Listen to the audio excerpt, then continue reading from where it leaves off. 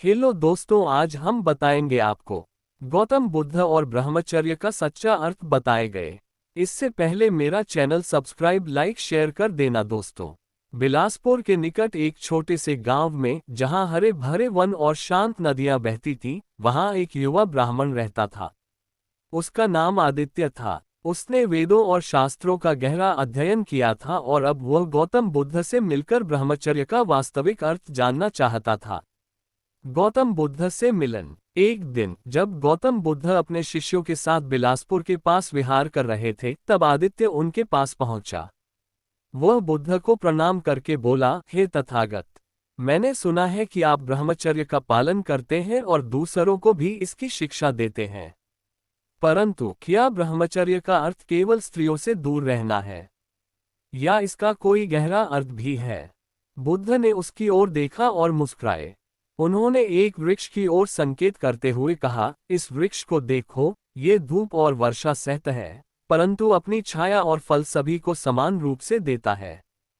क्या ये वृक्ष किसी से आसक्त है? आदित्य बोला, नहीं, ये तो निस्वार्थ भाव से सबकी सेवा करता है। बुद्ध बोले, ठीक वैसे ही ब्रह्मचर्य केवल शारीरिक संयम नहीं, बल्कि मन, वाणी और कर्म की शुद्धि भी है।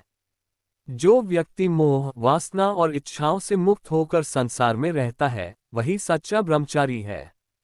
इच्छाओं की परीक्षा। बुद्ध ने आदित्य को एक मिट्टी का दीपक दिखाया और पूछा, यदि इस दीपक में तेल नहीं डाला जाए तो क्या ये जल सकता है? आदित्य ने उत्तर दिया, नहीं, बिना तेल के ये बुझ जाएगा। बुद्ध बोले, इसी प्रकार जब तक मन में इच्छाओं का तेल है, तब तक भोग की लौ जलती रहेगी। ब्रह्मचर्य का अर्थ केवल बाहरी संयम नहीं, बल्कि भीतर की इच्छाओं को भी समाप्त करना है। जब मन शांत और निर्लिप्त हो जाता है, तब सच्चा ब्रह्मचर्य प्रकट होता है। आदित्य का आत्मबोध। आदित्य ने ये सुनकर गहरे ध्यान में डूब गया। उसे एहसास हुआ कि वह अब तक केवल बाहरी संयम को ब्रह्मचर्य मानता था, लेकिन वास्तविक ब्रह्मचर्य तो भीतर से शुद्ध और संतुलित होना है।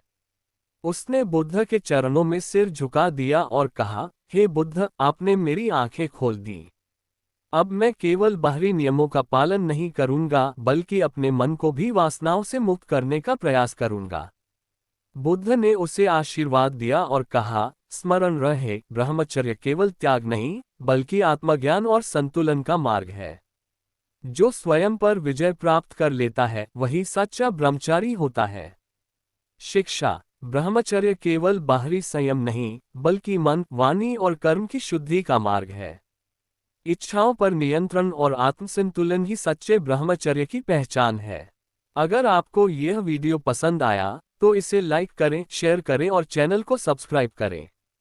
कमेंट में बताएं, क्या आप ब्रह्मचर्य का पालन करना चाहते हैं।